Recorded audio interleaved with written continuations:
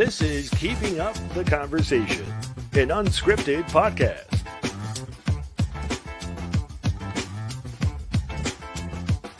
And now, here's your hosts, Tori and Big Ken.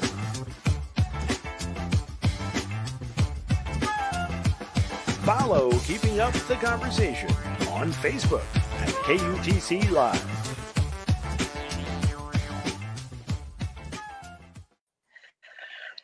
Welcome back to another episode of Keeping Up the Conversation. I'm your host, Miss Tori, joined by my super duper co-host, Big Ken. What's up? What's up, y'all? How y'all doing? I guess before we get started, I just want to make sure we take a moment to extend our sincere condolences to the ladies of Ezravir Wines. We interviewed them a few episodes ago, and one of their co-owners, Ashanti Middleton, she sadly passed away this morning. And so we just want to make sure that we extend our condolences to her and her family and the two other co-owners of Ezravir Wines. So, yeah.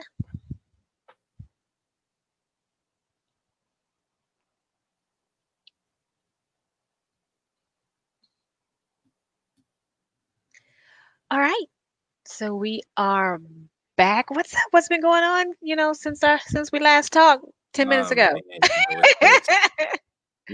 Every day it's a different adventure, something new going on, so much wild stuff going on in the world, like the Cowboys game on a Tuesday. Oh my gosh, Absolutely laid an egg. They played terrible, but in my There's estimation, a but?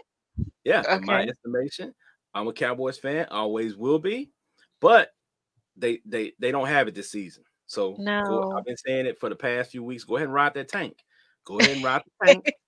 Get a top 5 draft pick. Yeah. And let's start again next year, because we don't have it this year. And I mean, I'm one of those people. I'm realistic. I'm willing to accept that. Mm-hmm. Yeah, but you know what? There's been it's not only with the Dallas Cowboys, but it's been with a lot of teams. And I want to say some of it has to do with COVID, like Dez Bryant not playing.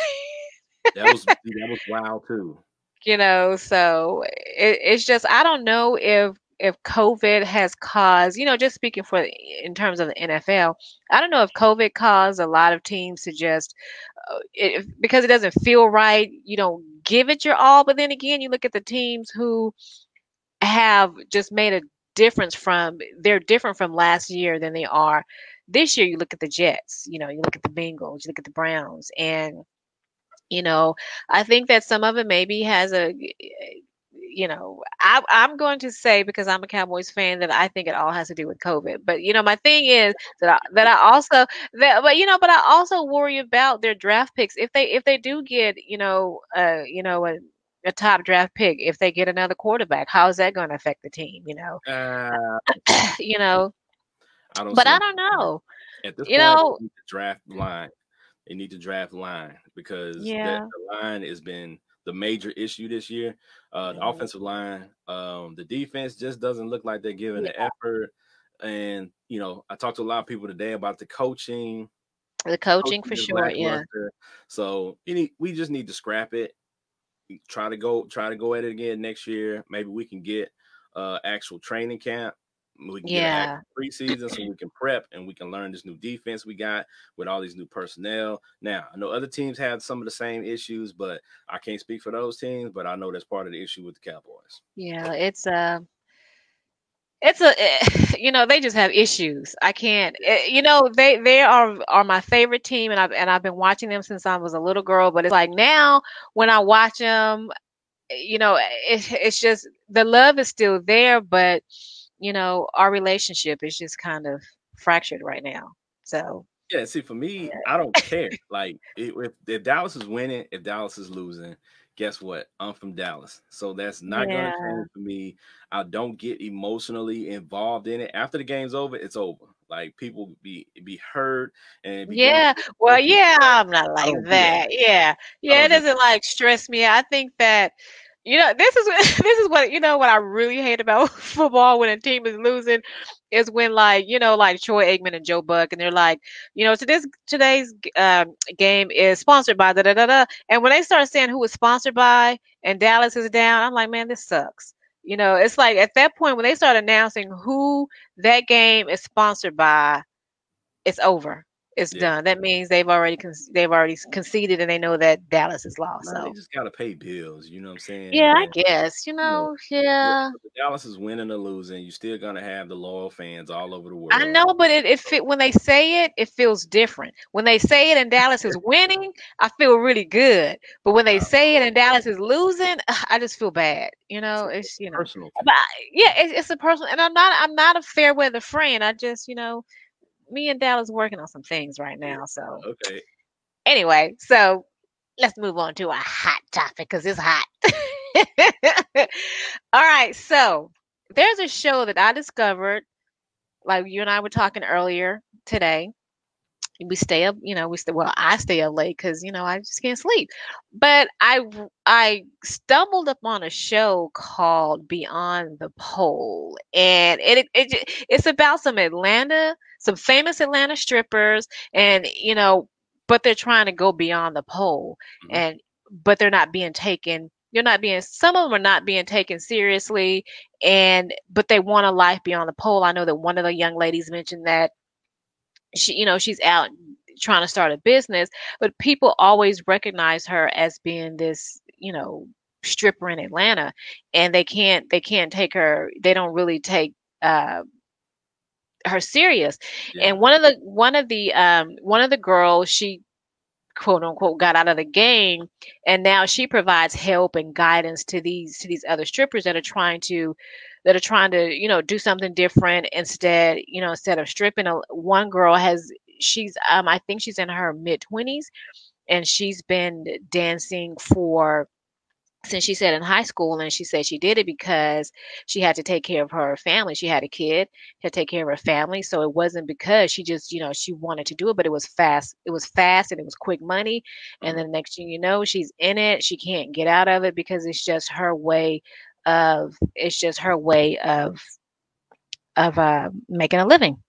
So I don't know. So I mean, I think it's interesting because I yeah. mean, just like anybody doing any job, when you first start out doing anything, especially something like that in that arena, I mean, people are gonna used to you being an entertainer.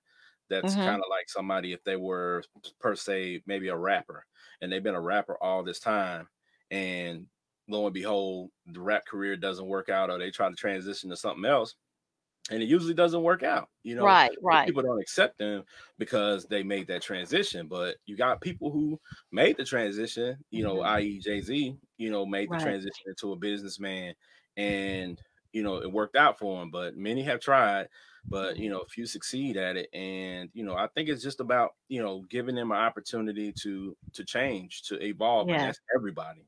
Right, I exactly. Yeah. give everybody that opportunity to change.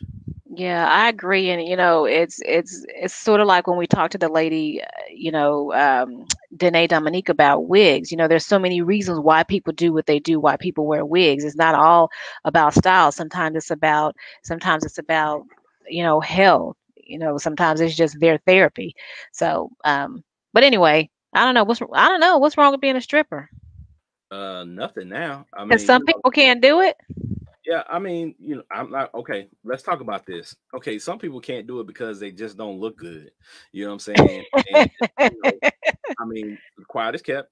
I've privy to a strip club here and there, and I've seen some strippers that were lackluster, and I Hmm. kind of felt bad for them because they were up there dancing, and you know, and they weren't really getting any money. Like nobody was Right. tipping Oh them. yeah, they talked about that too. They Yeah. did because they were talking about, as a stripper, some people don't know that they got to pay the DJ and they got to pay the bartender, and if you're not getting any tips, then you're gonna leave there, net in the red.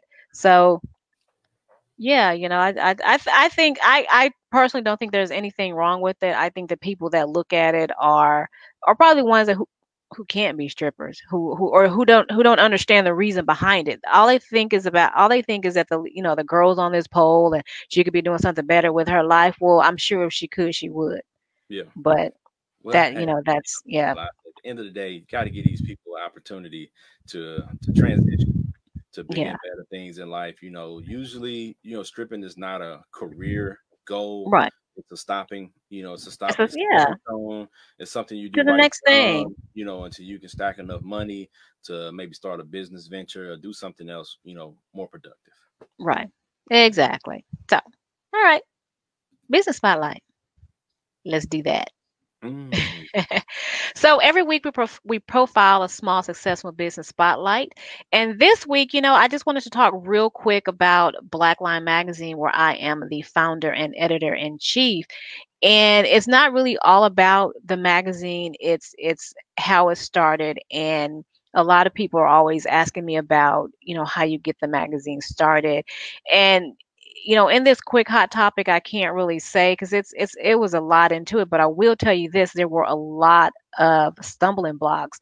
And real quick, I'll say this: that when I started the magazine, let me tell you, Ken. So I started, of course, because yes, I was a former sports agent, so I knew a lot of people, and also being in event planning. So I talked to H Town out of Houston and told them that I was starting this magazine, and they were like, "Yeah, we want to be in the magazine." But then, GI was like, but we got to be on the front of it. And I was like, okay, that's Mm. cool. That's not a problem at all.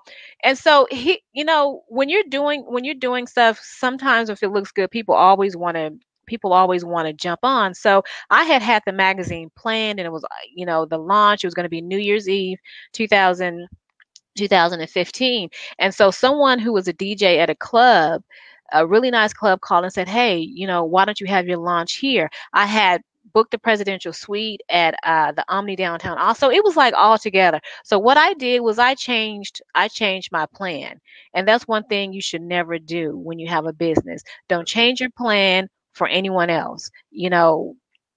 If you have a plan, do it, and do it for you. Do not let anyone come in and veer you off your path. So I did that, and when I did that, I had family and friends there at the launch. And so I noticed that they hadn't put the big screen up with the front cover of Blackline magazine. So I go up there, and he was really, really rude. He didn't put the magazine up there. And so we decided that we're going to all leave and go back to the presidential suite. Mm. Get there, and we had a liquor company come in and set the room up and da da da. So we get there, and uh the Omni, was that where yeah, the Omni. They were like, I had to figure out, where was I. They said, "Oh yeah, you can come in because you're a member, da da da, but the rest of these people cannot come up to your room." And Wow. so here I am with this big launch, and so what ended up happening is that only certain people could come in, so they had to come in and leave, and the next group came in and left. And so I was really disappointed. So I had a relaunch, and one of the things that I learned, and just for this particular situation and in business, is that always stick to your plan. Yeah. And if people don't want to be part of your plan, then it's okay. That they don't have to be. I know that the first year with Blackline magazine was extremely, extremely tough. And so the second year I stuck to my guns. I'm like, this is me. I'm in charge of this ship. And if you don't want to get on board, then you don't get on board. And so I just kind of started reaching out to the people that I knew, in terms of, the stuff that I did in the past. And so I wanted to just be the one to tell people, when you are starting out a business, make sure you have a plan. Everybody's not going to sometimes, if people are your friend, but then when they see you doing good, you know they don't really come on board. But I will say that I'm really, really glad, proud, and happy with Blackline magazine, because in the last 5.5 years we have come a very, very long way. It's afforded me a lot of opportunities, and what I have learned is that you never give up. You're going to have those stumbling blocks in front of you, but do not give up. There were times that I wanted to quit. I didn't want to do this anymore because it was a lot of work. Then I thought to myself, if you want something successful, you got to put in the work. And so A lot of work. now, Yeah. So now I love it. I have so many opportunities, and I would not give Blackline Magazine up for anybody. That's dope. So yeah, I just wanted to tell, just want to the whole thing is just to tell people never give up on something that you are extremely, extremely passionate about. So That's dope. yeah. So anywho, Yeah. so who's here today? Who? My boy Michael Bishop. Oh, okay. Yeah, so I don't know like how you want to do this. I could like kind of talk about him real quick or We'll talk about him, and then we'll do a little special presentation that we got a little video, and then we'll bring him in. You know what I'm saying? We'll give him his fanfare. You know what I'm saying? He's a legend, so he needs that. He is. So he's younger than I am. So I hate to say this, but I watched this young man when I'm older than him. So I watched him when he was at K-State. I know that he also went to Blinn, but when he went to the 2 years that he was at K-State, I have to kind of read it because he did way too much. I can't remember all that he did, but this video gives him some accolades. So if you know what, go ahead. Yeah. It's a lot. Go ahead and show the video. All right, let's do that. The runner-up for the 1998 Heisman Trophy and Davey O'Brien Award winner as the nation's top quarterback. He led the Wildcats to a 22-3 record and a 15-1 mark in the Big 12 during his 2 seasons in Manhattan, which included the program's first #1 national ranking in 1998. He ranks among K-State's all-time leaders in passing efficiency, passing yardage, and total offense yardage. And tomorrow in Wichita, alongside with K-State basketball great Willie Morrell, he will be inducted into the Kansas Sports Hall of Fame. Please join K-State Athletics and Athletics Director John Curry as we welcome back to Manhattan, number 7, Michael Bishop. What's up, dude? What's going on? What's up, Bishop? Look at all that in the back. Look at all that love in the background back there. Just trophy, construction. Just trophy for days. It's good to see you. Likewise. It's good to see you now. K-State really, really loves you. It's like you click or you search on Michael Bishop and a lot of purple comes up. How do you feel like after leaving K-State and kind of going on with your life? How do you feel about all that love from K-State? Well, I mean, as an athlete, you put your all into able to practice every game, and you start to get rewarded from that. And if you can win at a high level, if you can do some great things on the field, it starts to add up. So the time I was at K-State, my 2 years there, we played well. We played lights out. We was had a chance to. My first year there, we won 11-1, beat Syracuse in the Fiesta Bowl against Donovan McNabb and I think maybe about 4 or 5 other first round draft picks that was on that defense, and we ate them up. My second year, I don't lose a game until my 4th year in college. Lost to Nebraska at K-State. But didn't you guys beat Nebraska one time? We beat them my senior year. My junior year they beat us, so that was my first time losing in college football. My junior year at K-State, because I was at Blinn first. We averaged 77 points a game at Blinn, so we ran the table at the JUCO level. But we had great players all around me. College career ended up being 46-3, and those 3 losses came when I was at K-State, Purdue, Nebraska, and then of course the Big 12 championship against Texas A&M. But K-State, I'm forever indebted to them because at the time Coach Snyder gave me an opportunity to go play quarterback. A lot of other schools were afraid of me because I was too athletic, is what they say. Too athletic to be at the quarterback position. But in the back of my mind, I knew I had what it takes to play QB. And once I was given an opportunity, I showed up and showed out. And I think that's the most important thing that I was able to do when given an opportunity. I showed up. But I enjoyed it.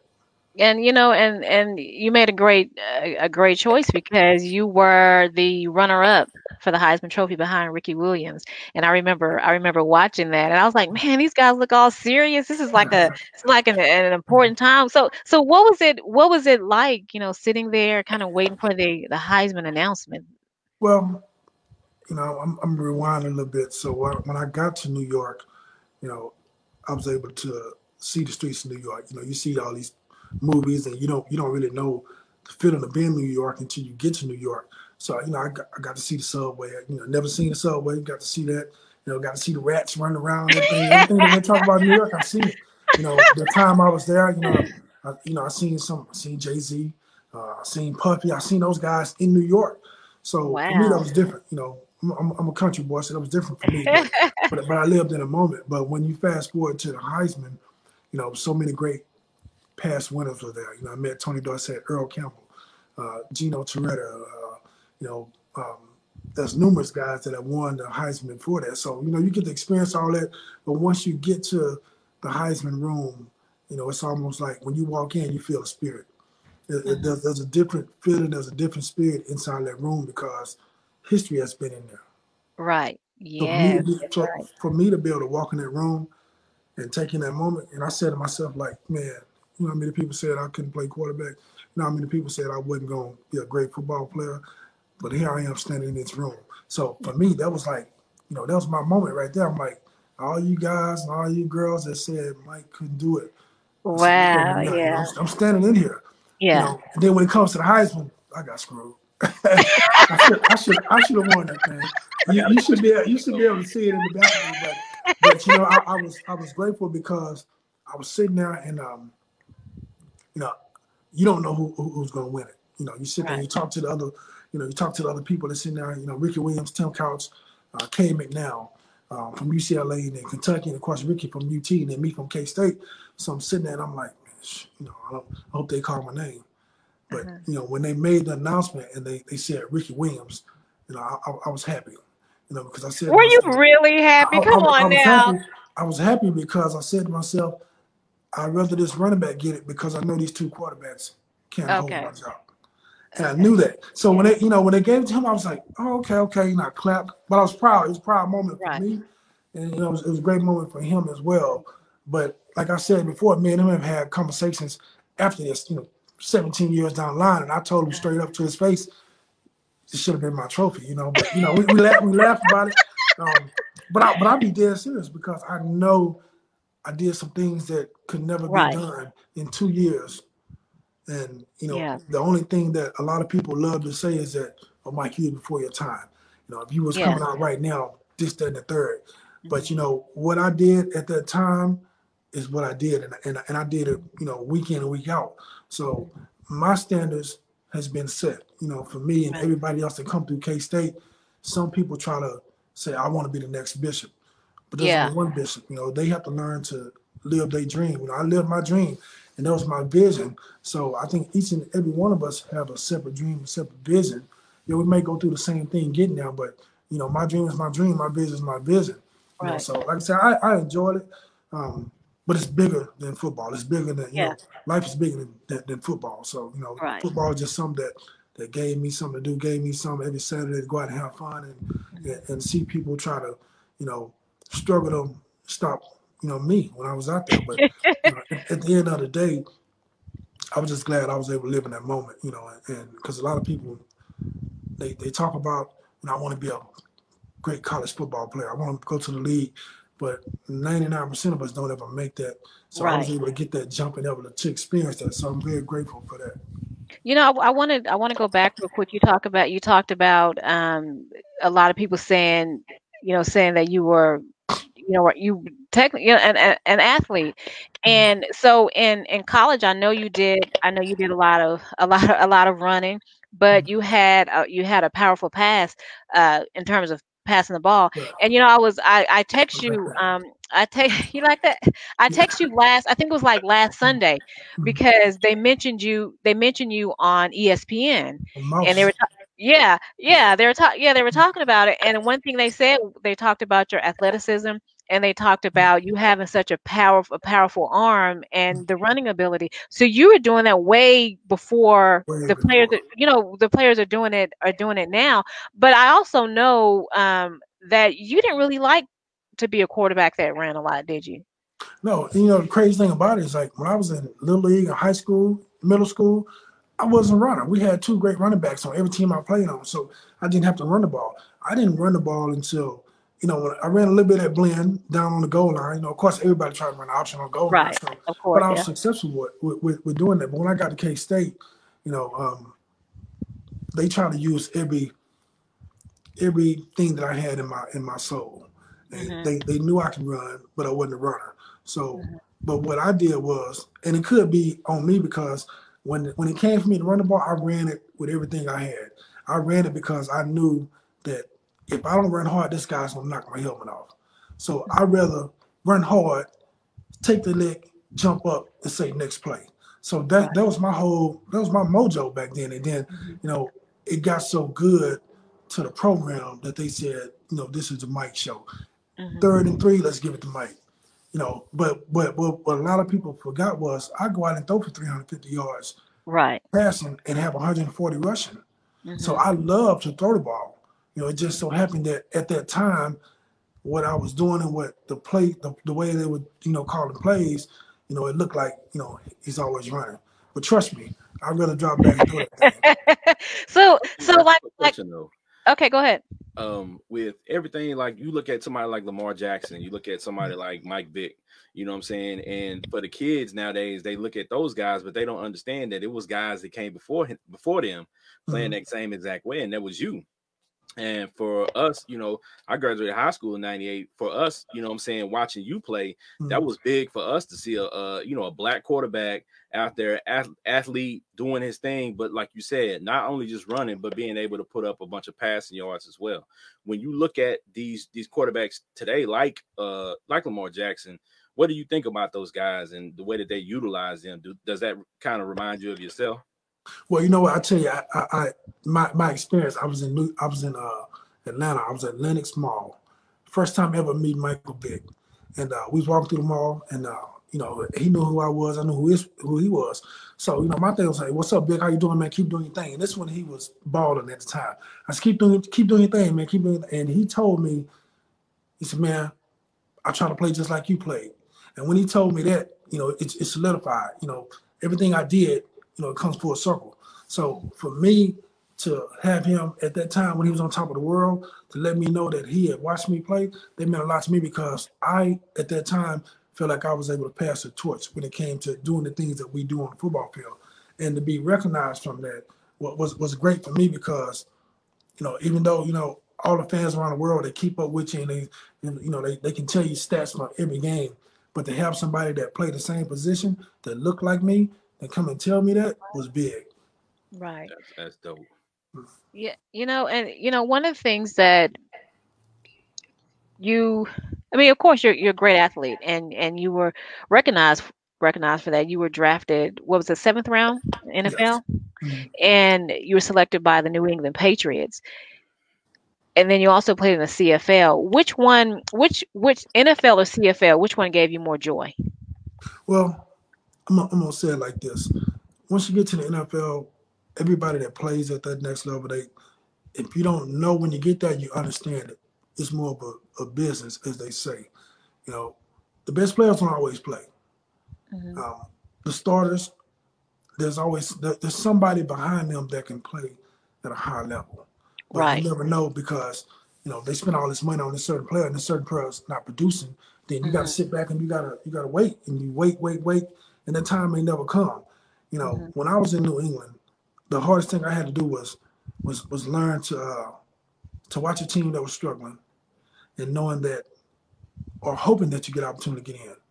So when my first year down, when of course all this preseason was going on, I had to treat that like my season, and that's why I played so well in preseason because I was like, you know what, I may not get a shot. Drew Blessman just signed a $100 million contract, so I'm like, you know what, this is gonna be my season. And the guys who played with me during preseason rallied around me, and that's why we had so much fun. And I had a lot of buzz when I was in New England about, when we was playing when the team was doing bad, and it was like, there was signs, there was They had this one thing, man, on the radio where I won like 97% versus 3% on should I be the starter. So I know I did everything in my power to have an opportunity. That opportunity never came like I wanted it to come. Coming in, third down situations is all good because you're getting on the field, but I wanted to be there. I wanted to, take charge and be the leader that I know I have been all my whole life. And it's difficult as a young player because you're in that position where you don't know. Prime example right now is you take Philly with Jalen Hurts, great player, great athlete, a winner. And all these games that was going by, and I know, in the back of his mind, he was like, man, I wonder if I'm gonna get a shot. His shot is coming up. Now you got to take it and live in that moment. But some of those things, like some quarterbacks will never experience that. But us as African Americans, we experience that 24/7 because we always don't know. We always in that mind where we don't know. Now there's been some great ones that has been given the keys from day one. And Russell Wilson, you get the keys in Seattle, you go drive the car, and that's what he's been doing. Right. So, they every once in a while we get somebody that they say, what, this is your show, go run it. But for the other ones, you in that, well, I don't know, I'm guessing now. Am I gonna get a shot this week? Am I gonna be second team? Am I gonna be third team? What am I gonna be this week? And that's the most difficult thing about coming into the league and not knowing because it's just sometimes there's so much uncertainty there. And you get you start playing the mind games yourself, and then you never know what's going to happen. And that's to be honest, for a young guy to come in, that's a hard place to be in. Because I was going to ask you about that.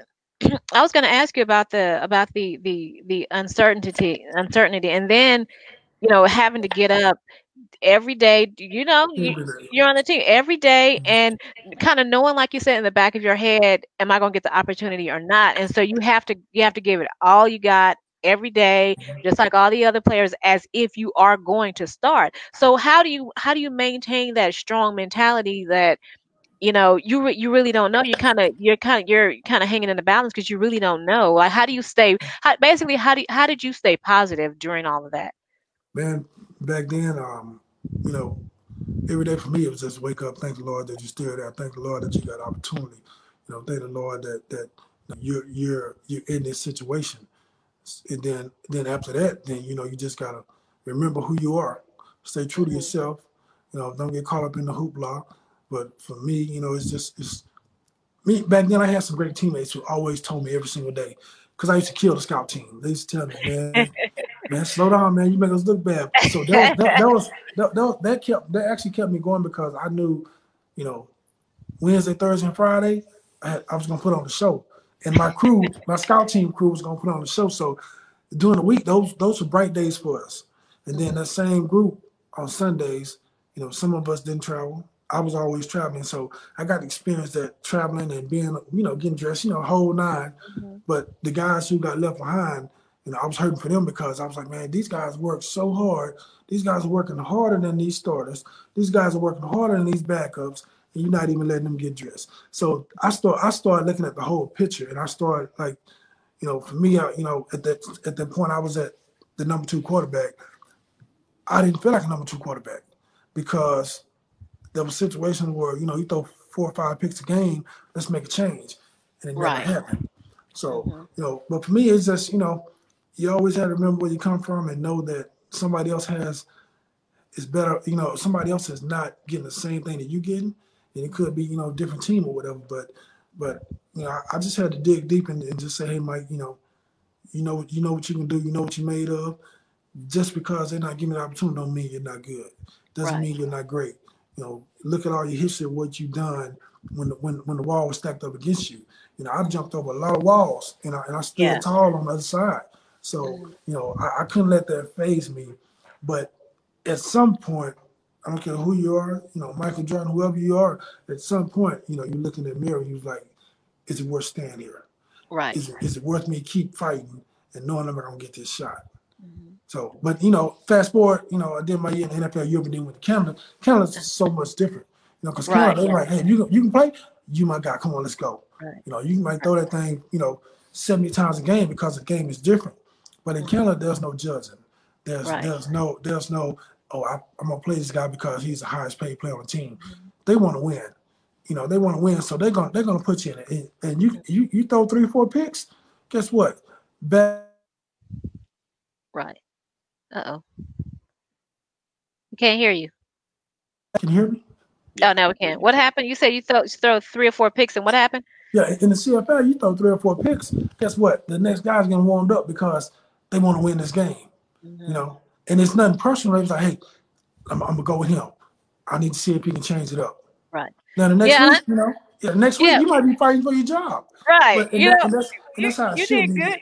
You did. I mean, NFL, yeah. But Canada, you did great. Every time, whatever team you were on, you made a difference.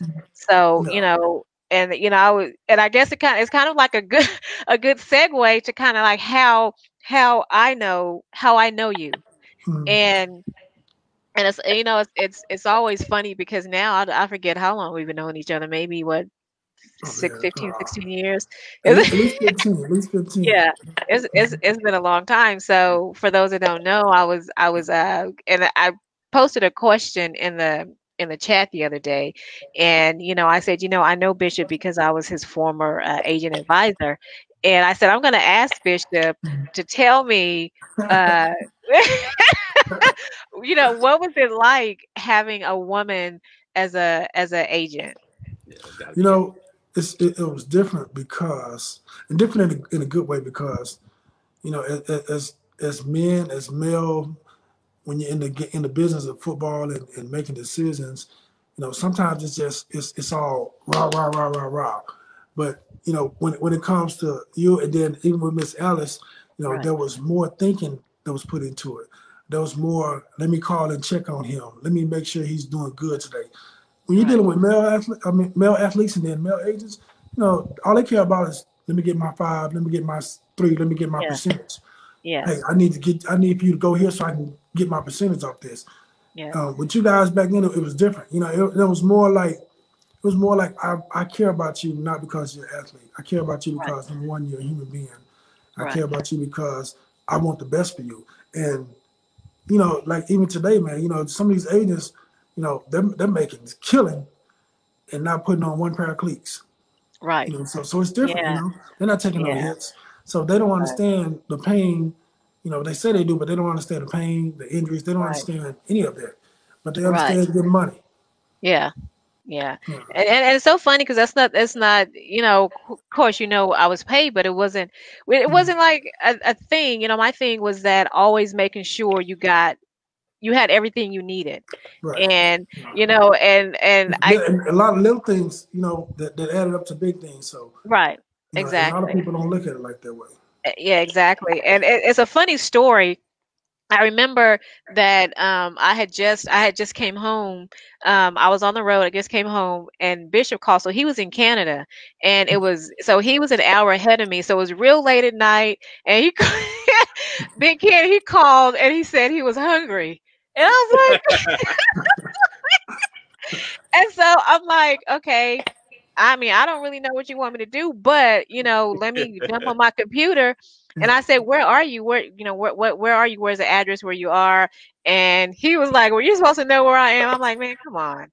And so I'm, he's doing whatever he's doing in his car, and I'm trying to find a place. I get out of my bed trying to find a place for him to get something to eat, and then he goes, "Never mind, I found a place. Bye." And I'm like,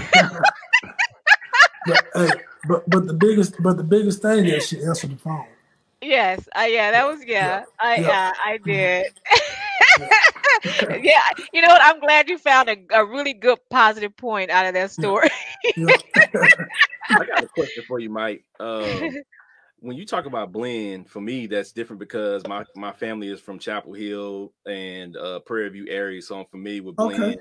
And a lot of great athletes, have come out of blend, and a lot of people sleep on the JUCO system. A lot of kids, when you talk to them, the first thing they say is, "I don't want to go to JUCO." Yes. But can you talk to that, the experiences that you had at the JUCO level and how it prepared you to go and be super successful at K-State? Well, it's funny that you asked that because some of the kids that I was working with, I was telling those kids, they upset because they're not getting, D1 offers, right? And it's been in the past years too. And I said, well, you know what? if you take Alabama's roster, I said, there's some blue chip All-Americans on that roster that hadn't played it down yet, been there for 3 years. I said, so, you got to be careful what you ask for sometimes. So then I started pitching the JUCO level. And I told him, I was like, Mike, what do you think about JUCO? Hey, I had 2 great years. I won 2 national championships. I said, but before that, when I first thought about JUCO, I was like, man, I'm not going over there. I'm not going there. I'm not going to do that. I said, but it's the best decision that happened to me because, number one, I was able to mature. I was able to get stronger. I was able to see what it felt like to be inside of a classroom. I was able to see what it felt like to be around better athletes. Because what a lot of people fail to realize that when you're at that JUCO level, it's some beasts there. And they might, everybody come there for different reasons. Some of them, were at D1 and couldn't handle the load and had to drop down. But at every JUCO that I played against, there were some dogs on the other side. And it's a great experience, number one. You get 2 years to develop your craft. Right. You get 2 years to better yourself. You get 2 years to get your mind right. You get 2 years to get your body right. You get 2 years of experience because a lot of us that jump right into D1, if you're not that guy, you're going to sit for 2 or 3 years. Yep. So when you go JUCO route, it's going to give you a great opportunity to sharpen your skills. Now, we'll say this at the JUCO route. It's tough because you're not going to get the top of the line meals. You're not going to have the best. You're not going to have the best dorms. You're going to ride that bus to every game, right? You're not going to have the best of the equipment, but what you're going to have opportunity to do is get on that football field and ball out, and look next to that man that's just as hungry as you because somebody said he wasn't D1 material, and he's going to have a different work ethic, which is going to make your work ethic go through the roof. That's what I learned. Because when I first got to playing, I looked at these guys, and they was like, "Oh, so you the new quarterback?" And I was like, "Yeah, I play QB." And I was like, "Man, how old are you? Because you look like you, hey man, how long you been lifting weights?" When I got there, man, I'll tell you, like the whole D line had 6 packs, and they was cut up from their toenails, their fingernails. They were cut up, and I said to myself, like, I mean, how long y'all been here, man? Y'all been here for more than 2 years? No, we freshmen. Y'all freshmen. Wow. I said, oh, okay. I'm glad y'all on my team. And it goes to say, man, because you never know until you actually get there. And to have that experience, it is a great experience because the momentum, the attitude, the character, the work ethic, all that is right there at them JUCO levels because we got a point to prove. We got chips on our shoulders. So week in, week out, we're doing what we got to do. But most importantly, you got a chance to go in that classroom. You got a one-on-one with the instructor or with the teacher's aide. So you got a chance to learn how to study. Because, in high school, a lot of athletes, they don't know until they get there. And then all of a sudden, they're like, well, I can't do this. No, you can do it. So a lot of kids that are afraid to take that level and to say, hey, I'm a JUCO product. It's a great thing to be a JUCO product because a lot of us that come from JUCO go to the league, and our road is not straight. Right. We got curves, we got puddles, we got flooded roads, we got everything you name. It's on our road, but we learn to fight and to keep fighting, get over all those humps, all those obstacles, and then when you fast forward, you see, man, didn't that guy come from playing JUCO? Right. Yes, sir. I've been watching him. And so that's the greatest part of the story because, a lot of us start at the bottom and still get to the top. Mm-hmm. And then people don't understand, all they see is, oh, this guy been in New England, such. No, this guy was at the bottom, man, at playing JUCO, fighting. And so you don't think anything, so in terms of you going, I'm sorry to interrupt you, Bishop. In terms of you going to blend, you feel like that was a really good decision, and for other players, not to like look at it, not to down being, not to down going to a JUCO college. You can use it to your advantage. So basically, I guess what I'm saying is that when you went to JUCO, there are some players, like Ken said, they're like, I'm not going to JUCO because they look at it because it's not a D1 college. But when you got when you got there, did you know when you went to Blinn that you were going to use those 2 years and give it everything you had, or were you when you went to Blinn, did you have to get into that certain mindset, or did you have that mindset when you went there already? Well, see, when I went there, I had already experienced, because I was a great baseball player as well. So I had already experienced what it means to actually be a professional.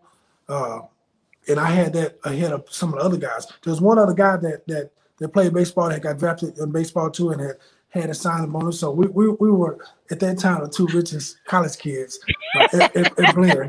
But no, for me, when I made the decision and said I was going there, I'd already had my plan laid out. You know, I wanted to go there for 2 years, make JUCO All-American, get out of there and go to UT or go to A&M. That was my plan. And of course, you know, those schools are not too far from Brenham, and they still wanted me to play receiver. Oh, after 2 great years. Wow. But my mind frame was, you know, and we had a great coach by the name of Willie Fritz and Jeff Conway, who was at Tulane University right now. And they, you know, when you get to JUCO, especially Blinn, they have your plan right in front of you. You know, these is what you got to take. This is what you got to be to qualify. Got to have this GPA. If you can do this, you know, spring semester of your second year, you're going to be going to a Division I school. But it's all on you. You know, we're going to put you on the field, but you got to take care of your business in the classroom. So they had a plan for every single athlete that was on that football team. Now, whether if you stay to that plan, that's on you, you know. That's right. But for the most part, I say 95% of the guys were so hungry that they stayed on that plan. So I went there with that in mind. And when I got there, you know, they made sure that it stayed on my mind. At the same time, they made sure that, you know, Mike, we need to win. Make sure to keep it on your mind as well. Right. Now, I want to switch gears real quick, because I know that this conversation about your health, we haven't had you know, a deep conversation. I know that when sometimes you and I talk on the phone, we end up laughing and we don't ever really get to talk. We never really get to talk about what we're going to talk about. So I know that was it earlier this year, right? You had a stroke. Earlier this year. January 3rd, yes. You had a stroke. And I know that because you are Michael Bishop, that wasn't going to stay a secret for very long. You know, when you found out that the reason you were in the hospital was because of a stroke, what was going on through your mind? Well, once I got there and was diagnosed, I spent 23 days in the hospital. So, you know, you got these different nurses and neurologists and these doctors, they coming in, you know, every 4 hours checking on me, taking blood. And I was laying in that bed and I was just saying to myself, like, man, this can't be what this is. And I was saying to myself, like, Lord, I know good and well you didn't have this on my plate. I know you didn't have this in my plan. You know, tell me I'm dreaming. But then reality set in, and I said to myself, like, I don't have a game plan for this.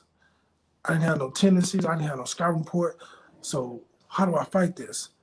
And, you know, it was tough because, you know, I know people who don't make it out of strokes. You know, I know people who, you know, if you look at them and you know, we're quick to judge so many people. You know, some people may drag their foot when they walk, or, you know, faces twisted and all that. So all that was going through my mind. And I was like, man, I pray that I come out of here good. And those 23 days that I stayed in there, every day when I, you know, came in and they was, you know, every 4 hours they taking my blood, so I really couldn't sleep. And but every day I was laying there, I was like, man, I know this can't be what it is. And I said, Lord, I know you got something humongous for me to do when I get up out of here. I said, so whatever it is, let me know. I'm ready. And part of it was trying to get out of the hospital. So, you know, it's a funny story. My family came to see me every day, you know, and they always came to me wherever I was, football or whatever, baseball. And every time they came in, I wouldn't put that gown on for nothing. so when they came in, I was fully dressed like in street clothes, you know, with the IB still in me and everything. And I had a nurse helping me, you know, unhook it so I can unhook the little IB thing. I say, hey, I need to jump in the shower. Oh, you can't take. No, I need to jump in the shower. And these are my clothes. I need to put them on, because every time somebody came in there, I was fully dressed. Had my hat on and everything. You So they want to look right. I wanted to look right because I didn't know I didn't want anybody to come in there and say, Mike's sick. There's something wrong with Mike. Yeah. So every single time somebody came in, I was fully dressed. And my roommate from college, a guy named Jeff Kelly, he came in. He was like, man, he said, "Ain't like nothing wrong with you." I said, "Man, every time you come in, I'm gonna be fully dressed." I said, I'll be fly. Yeah, because I started thinking to myself, like, you know what? If I know why I'm in here. I can talk, I can see, I can do all this stuff. I still can do that. So I said to myself, how you seeing me? Last time you see me, you're gonna see me like that because I don't want you to walk out of here and worry about me. Right. I want you to walk out of here and say, "Man, y'all, I went and seen Mike, and Mike wasn't looking good." Mm-hmm. So I can laugh about it now because every single time I was, "Hey, go by the house and bring me some clothes. I need some clothes for tomorrow." And and the nurses and the doctors, they was like, "How do you keep changing clothes every day?" I'm like, I can't put that gown on. But it was all me, it goes back to football. Like, I wasn't gonna let that defeat me. I wasn't gonna let that say, "Hey, you had a stroke, you gotta lay in this bed, you gotta stay down." No, I'm trying to get up, and I couldn't. I was forcing myself to lay back, and every time I forced myself to lay back in that bed, I was looking straight up. So I kept telling myself, you don't want to do that. Yeah. This ceiling ain't changing, man. You got to stand up. So that's what I started doing, and that pushed me to when the nurse came in, they was like, "I thought you'd be asleep. It's 4:00 in the morning. I'm up. Go ahead and poke me. Go ahead and take the blood. Let me know what it says. I'm ready to go. I'm ready to get out of here." So how did it change you? The crazy thing about it is they told me that I had too much vitamin K in my system, and vitamin K. Yes, because they couldn't get my INR level down. It was too high. It was too low. And so it came back when they did all the tests on me, CT scans and all that. I had too much vitamin K, which is from green leaves, the leafy. Really? Yes. So what happened was I wasn't eating hospital food. So I stayed in there all those extra days because my INR wasn't at the level that it's supposed to be. So not knowing until by day 15, they came and they said, "Hey, where are you getting spinach from? Because spinach is not on," which I didn't know. So I had, every time somebody came to see me, I say, "Stop by Chick-fil-A and bring me a salad." So I was eating that salad every day, and it was shooting my blood, my INR level. It was made to go through the roof. Didn't know it. So they told me, they was like, "Hey, you got too much vitamin K in your system. That's why." And then they started saying, "Wait a minute, where are you getting this? Because that's not what they bringing in from the hospital." And then I had to say, "Man, the only thing I do is I don't eat the hospital food. It's right there. Every time y'all come in there, that same tray is the tray is sitting over there in the corner." And then, they would see that it was a Chick-fil-A bag in the trash. So, I didn't know it at the time. But it was crazy. But I ended up having a blood clot behind my left ear. That's odd. There's something, I know that you do a lot of training. You work with a lot of athletes. So was that the cause of it? Was your former playing days a part of it? How does that happen? Or is there an answer for that? In my honest opinion, I think I was misdiagnosed. I've been going back and forth with a concussion case, and I remember that. Yeah, I remember that. I know, it's a big deal. So I think I was misdiagnosed, or because I think it was there, and it wasn't their job to look for it or say, "Hey, Mike, you got a such and such." I think when you're dealing with stuff like that, their job is to say you not qualified for it, or to say that you can't get paid off this. So I think it was overlooked. And I remember, I went to a basketball game, and all of a sudden, I started sweating. My head started hurting real bad in the same spot. So my buddy was like, "Hey, man, you all right?" And I was like, "Yeah, what's up?" He was like, "Man, you sweating. We inside the gym, AC on. What, you all right?" And then when I did this, and I was like, "Oh my God." And I stood up and couldn't get my balance. And then, I went and put water on my face and, try to get myself together. I came back in. I say, "Man, I don't feel good. I'm going to go home." But instead of going home, I went to my sister's house. And I think my direction was messing with me then because I was supposed to go right on the highway. But I went through the light and made a U-turn and went to my sister's house. Got to my sister's house and collapsed. Oh, wow. In my truck. And then, wow. my sister, they came out and they found me. my nephew, my great nephew, was in the window, and he told my sister I was outside. So she Oh, came out, and wow. I was collapsed. I was over, and Mhm. once they got me up, I can hear them talking, but I couldn't say anything. I was numb all over my left side, and they tried to give me some water, and every time I grabbed the water, I would try to bring it up, and it'll just, one of the things from a stroke is a upward motion with your hand. And so I didn't know that at the time, but every time I was trying to drink that water, it was going straight up, and I was missing my Oh. mouth. So I learned, I learned a whole lot about stroke and what to look Yeah. for. That What to look for. I can write a book on it now, but at Yeah. that time I didn't know, didn't understand it. I know that, yeah, I know that when I talked to you about it, I mean, Big Ken, I was talking to him like he was Yeah, a doctor. So what happened? And what I need to look for, I'm like, yeah, wait, hold on. yeah, So what else? yeah, You know how we do when something happens, and or they say, well, this could cause this or this could cause that. And right. so when I talk to Bishop, I'm like, okay, so what happened? So I'm making sure, can I, because it's scary, even, It's scary. for someone just like Bishop, who is in wonderful shape, Hmm. great health, former athlete. And for that to happen, you kind of have to question yourself. And then when you were saying vitamin K, I'm a vegetarian. So Yeah, hold on, wait a minute. Am I yeah, eating, So, right. stuff like that can scare Mhm. me. So what is life like now? How's everything now? Well, I'm just trying to wake up in the morning and be glad to see the next day. And Mhm. especially with everything going on in the world is crazy now. A lot of people not a lot of people getting sick and not making it out. My dad just passed last Wednesday. Right. Um, Yeah. from the virus, as they say, and you never know what people are going through. You see a lot of you watch the news, uh, and they say, oh, we reached 1 million deaths and all that. Right. And you just watch the news, so you say, oh, you don't really think about it, but then it's right here in your backyard.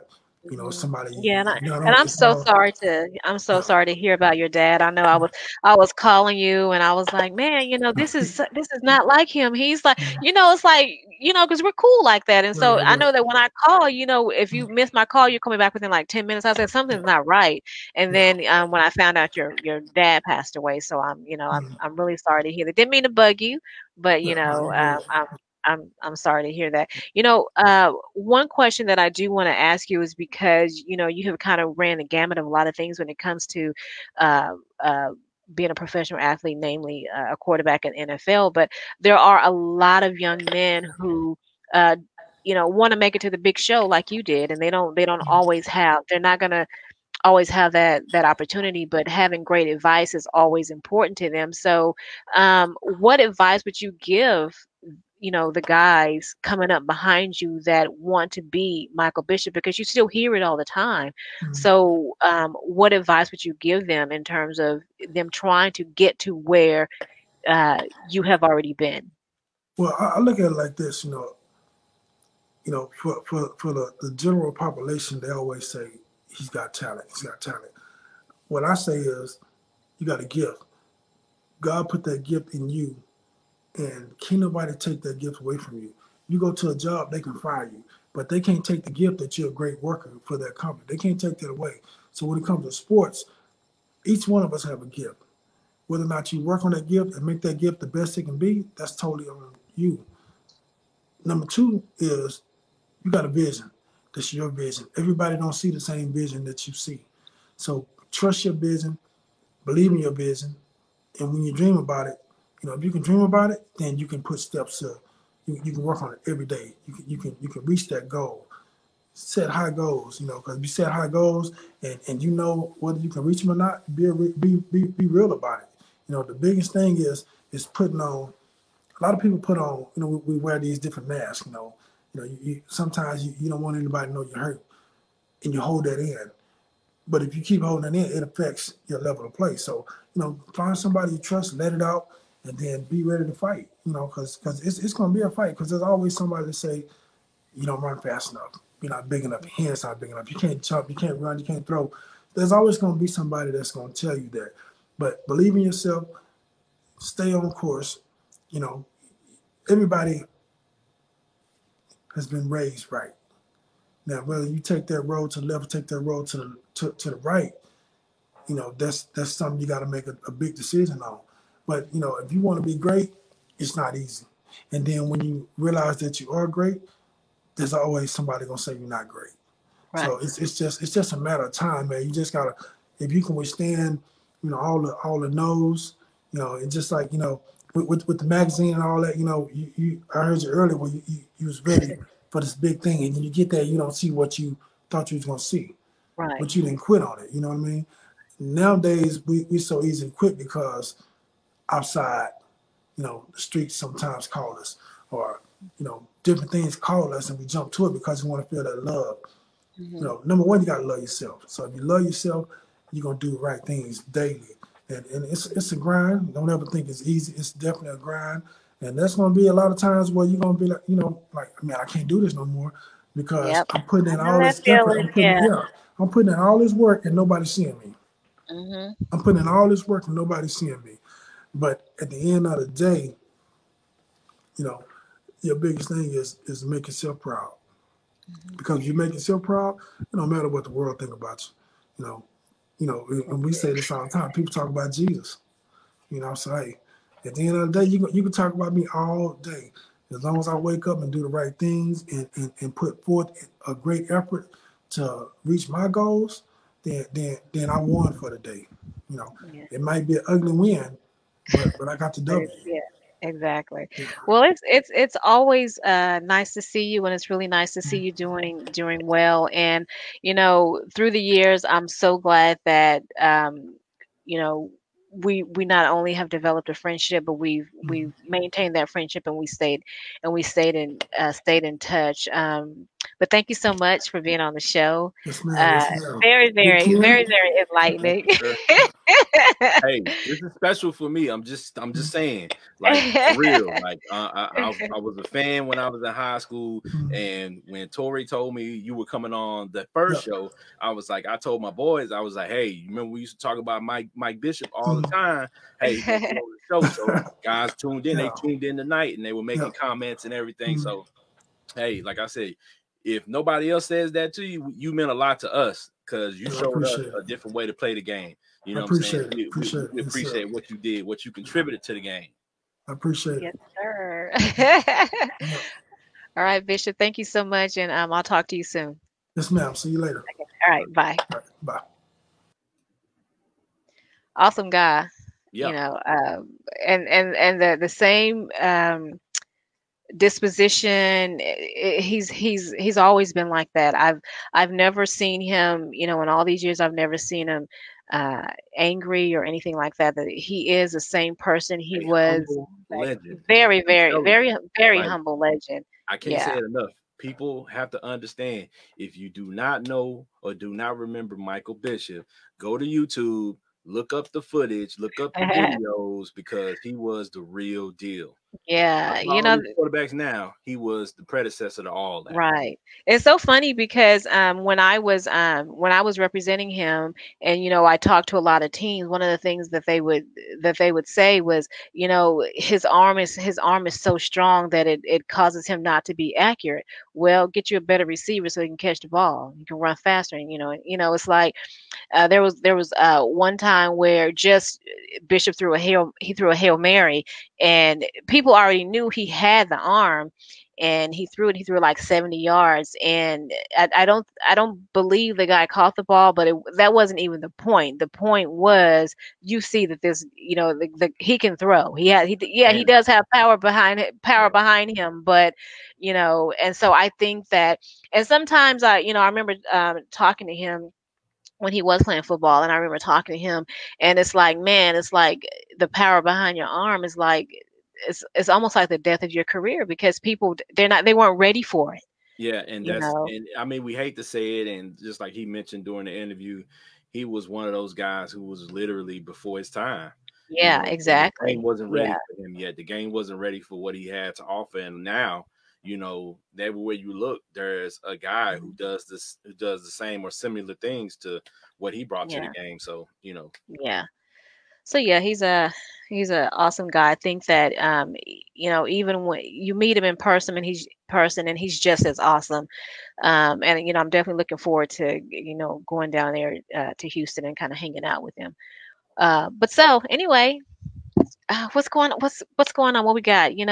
Next week's show. We are going to be talking to Dr. Steve Perry. Really excited to talk to him. He was an guy, just awesome guy. Interviewed him for my magazine, and I know Ken, I say this all the time, but sometimes you gotta toot your own horn. But I remember interviewing him. And we talked longer than we intended to, but we just had that vibe. And I remember, and I said, oh, okay, well, I'll talk to you soon. And I said, let's catch up. And he's like, before you go, I want to tell you that this is one of the best interviews that I've had. And I was like, what? Huh? Okay, thank you. But it was he just has that type of personality where you literally feel like you were just sitting next to him on the couch and you just kind of vibing. Yeah. And he'll be here next week. We'll interview him next week. So, but anyway, in terms of the business spotlight, if you would like to have your company featured on the KUTC Business Spotlight, visit us at facebook.com/KUTC Live. Go to our About section and just kind of tell us a little bit about your business. And remember, you can watch KUTC Live right here on Facebook.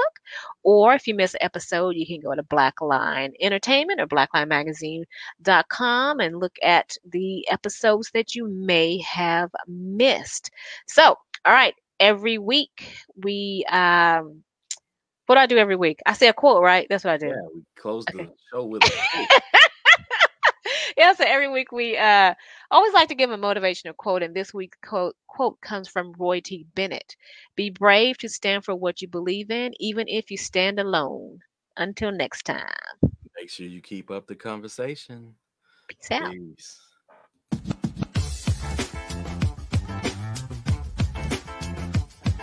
Follow Keeping Up the Conversation on Facebook at KUTC Live.